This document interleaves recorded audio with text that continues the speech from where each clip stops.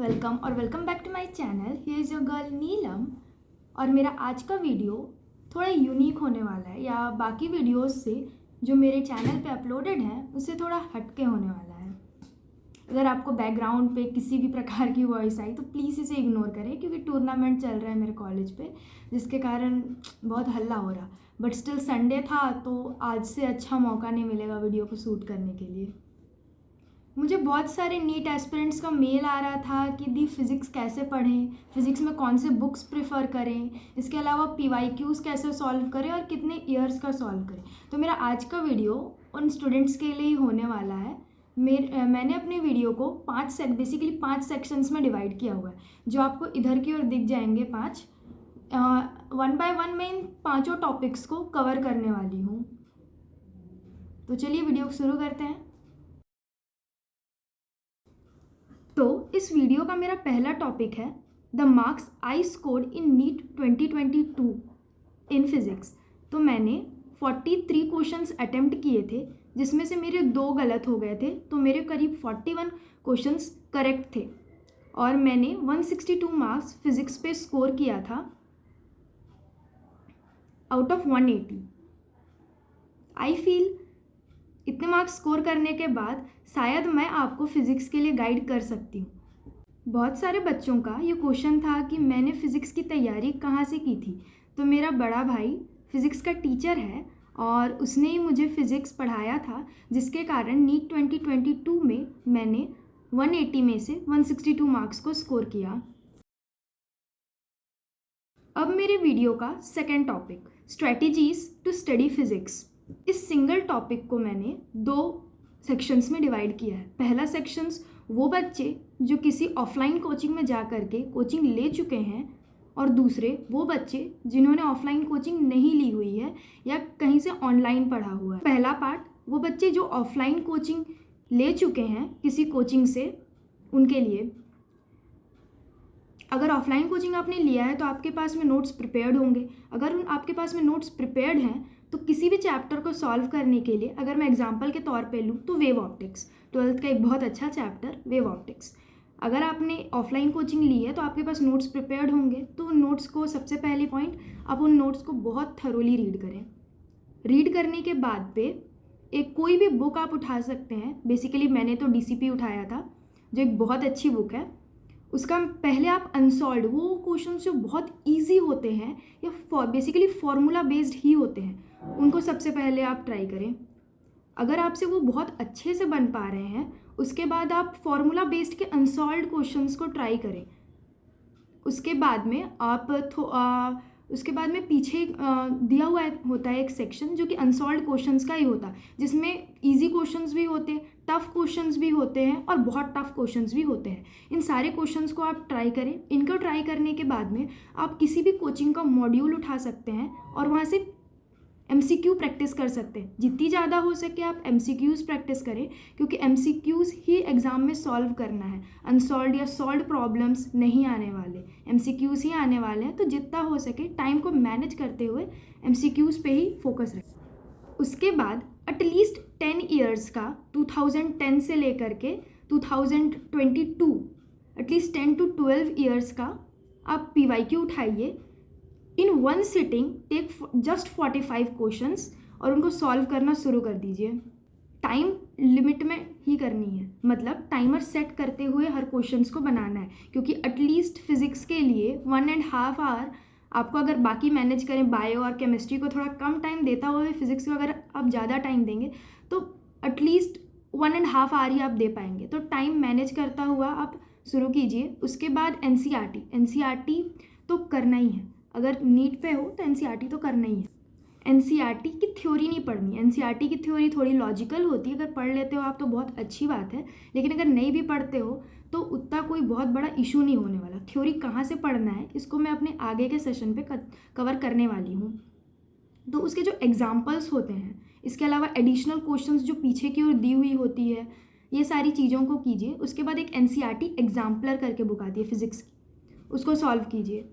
अगर आपने किसी चैप्टर पे इतने क्वेश्चंस कर लिए हुए हैं तो फॉर श्योर आपका वो क्वेश्चन ना केवल मॉक टेस्ट बट एग्ज़ाम पे भी बनेगा।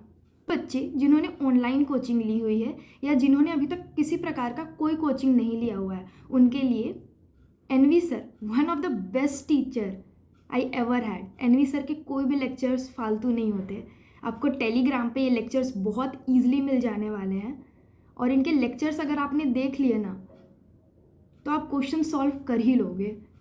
उनके लेक्चर्स देखने के बाद में मैंने प्रीवियसली जो भी 1 बाय 1 टॉपिक्स आपको कवर करने के लिए बोला मेरी स्ट्रैटेजी पे, वो कीजिए।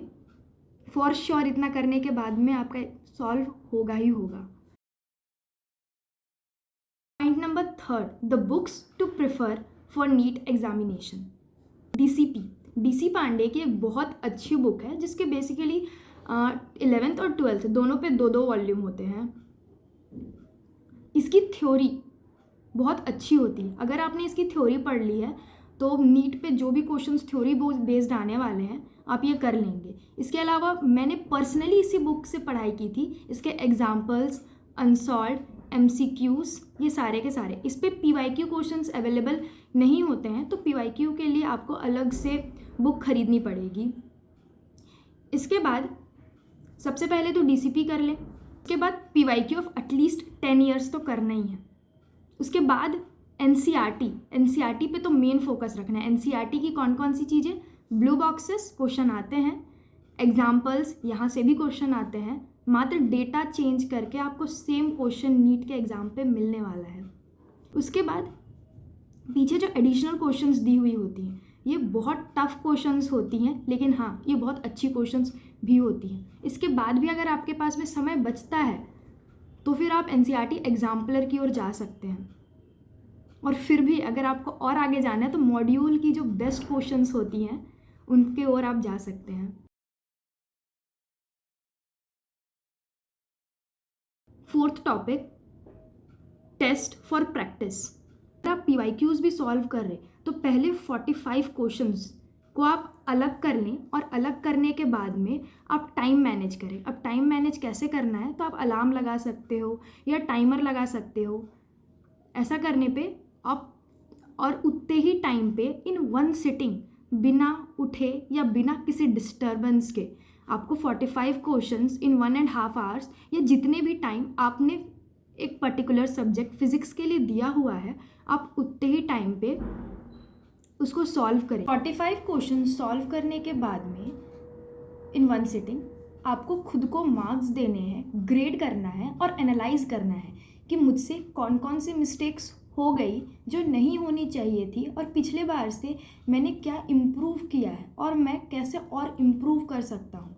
ऐसे करने पे हर एक सिटिंग पे आपको कुछ यूनिक बातें पता चलेंगी। हालांकि पहली बार में तो एक सिटिंग पे 45 क्वेश्चन सॉल्व करवाना थोड़ा मुश्किल हो जाएगा, लेकिन उसके बाद जैसे जैसे आप सॉल्व करते जाओगे आपको इसमें बहुत मज़ा आने लगेगा और आप हर बार एक नई चीज़ को जानोगे और मार्क्स ऑलवेज इम्प्रूव होने वाले हैं। मेरी वीडियो का 5th टॉपिक, मॉक टेस्ट। मैंने पर्सनली LN के मॉक टेस्ट्स ही दिए थे और मैं लोगों को सजेस्ट भी करती हूँ कि LN के मॉक टेस्ट्स ही देने चाहिए बिकॉज ये मॉक टेस्ट्स बेस्ट हैं, one of the best. Teachers के द्वारा ये बनाए जाते हैं और इसके क्वेश्चंस बहुत अच्छे होते हैं और हमेशा एक यूनिक क्वेश्चंस के साथ ये लोग ट्राई करते हैं।